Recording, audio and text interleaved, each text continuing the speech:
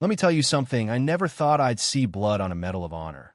Not until that afternoon at Jefferson Memorial Cemetery, when a white cop shoved his gun against the temple of the highest-ranking black woman in Army history right there, during her own son's funeral. Cameras snapped, people froze, and all you could hear was the cop yelling things you'd hope your kids never hear. 20 armed officers just stood there, some of them crying, nobody moving. And the general? She just looked him dead in the eye, whispered, "Not today," and reached for her son's folded flag, even as his finger tightened on the trigger. One gunshot, just one, ripped through the silence. Yeah, that happened. But let me back up a sec. 3 days before the country knew her name, Lieutenant General Vanessa Wright was flying into Houston to bury her only son. Marcus was an Army captain, killed in Afghanistan. Vanessa had spent decades in Uniform 3 wars. Medals on medals, but nothing prepares you for the weight that hits your chest when it's your kid you're coming home to mourn. She stepped off that plane, tried to keep it together. Even signed an autograph for a little girl who called her a hero. But reality crashed in at security, courtesy of Officer Bradley Reeves Stocky, cold-eyed, not hiding a thing. "Random screening," he said, but you could tell it wasn't random at all. He made her take off her jacket, questioned every piece of paper, made jokes about her stealing the uniform. 2 hours of humiliation. And when her daughter Amara showed up to help, Reeves threatened her with arrest too. When they were finally allowed to leave, the security supervisor pulled Vanessa aside, warned her not to file a complaint. Officer Reeves has friends everywhere. You know what I mean? But here's the thing. As they left, Reeves was already making a call, target confirmed. The general is here. Vanessa wasn't just dealing with some jerk on a power trip. She'd stepped into the crosshairs of a group calling themselves the Gatekeepers Cops, who made it their mission to keep black soldiers in their place. The night before the funeral, the Wright house was full family, soldiers, the walls covered with generations in uniform. Vanessa finally broke down in her childhood bedroom, where her father Calvin, a Vietnam vet, handed her an envelope. It was from Marcus. "If anything happens to me, give this to Mom. Trust no one in uniform except her." Inside were files evidence Marcus had been gathering. Stories of black vets harassed, arrested, even assaulted by the gatekeepers, names, photos, patterns, and in the middle of it all, Officer Reeves. There was one more twist. Amara brought in a young officer, James Chun, Asian American, who had worked undercover with Marcus.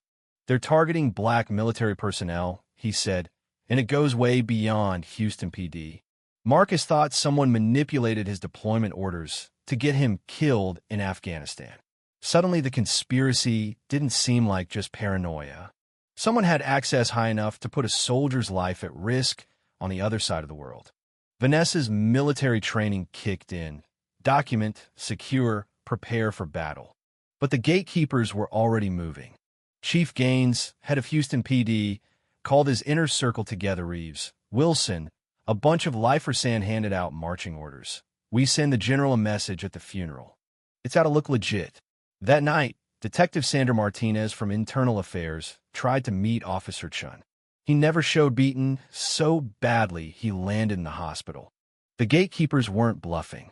The day of the funeral dawned hot. The cemetery rose glowing white in the Texas sun. Police manned every gate, but only black mourners got hassled, their bags searched, some turned away.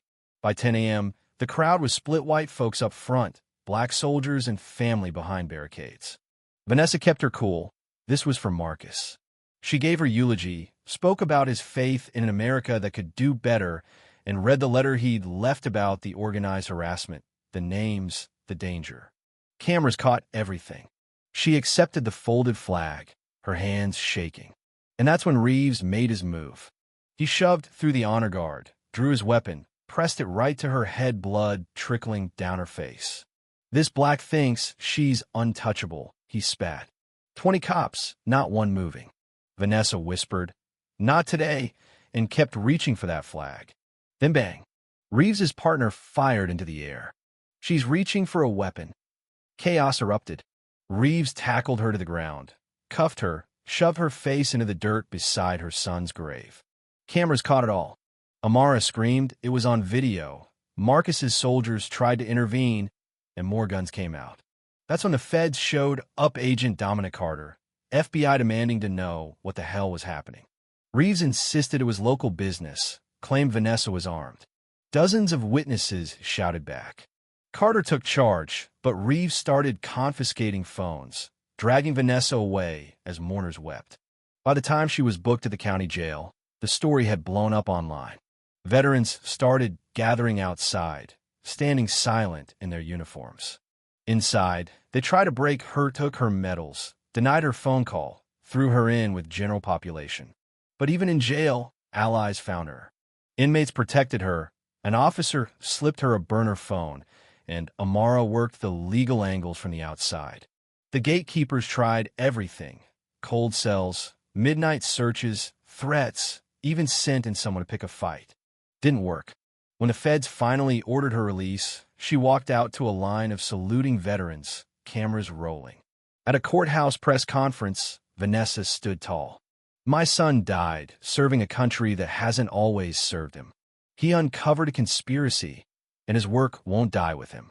The governor showed up to apologize. The president called live on speaker to promise a Justice Department investigation, and the internet lit up justice for Vanessa Wright, trending everywhere. But the gatekeepers weren't done.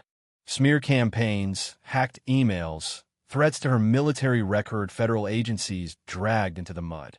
Vanessa and her allies, Agent Carter, Amara, Officer Chun, set up in a safe house, fighting back with everything they had.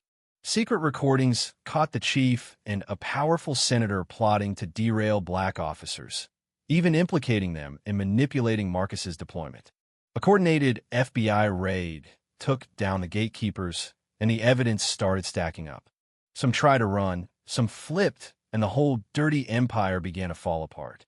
Senator Maxwell Hoad helped found the gatekeepers, was caught on tape, arrested in front of the cameras at Marcus's rescheduled funeral, right as he tried to grandstand for forgiveness. Vanessa held up the recorder. "You dropped this in Afghanistan," and Maxwell's face just crumbled. By the time the dust settled, Houston PD was under federal oversight. New laws protected veterans from discrimination, and Vanessa had founded an organization for justice reform. Reeves went to prison, the chief got 20 years, and the movement swept through departments and courts all across Texas.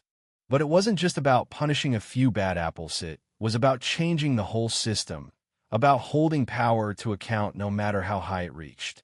In the end, Vanessa stood over her son's grave, saluted, and promised that the sacrifice would mean something lasting. So here's what I want to know: what would you do in her place? Would you risk everything to expose the truth, or would you stay quiet to protect yourself and your family? Let me hear your thoughts in the comments. If you believe in standing up against injustice, hit that like button, subscribe for more stories like this, and share this with someone who needs to know just how deep these problems can run and how hard they are to uproot unless we all get involved.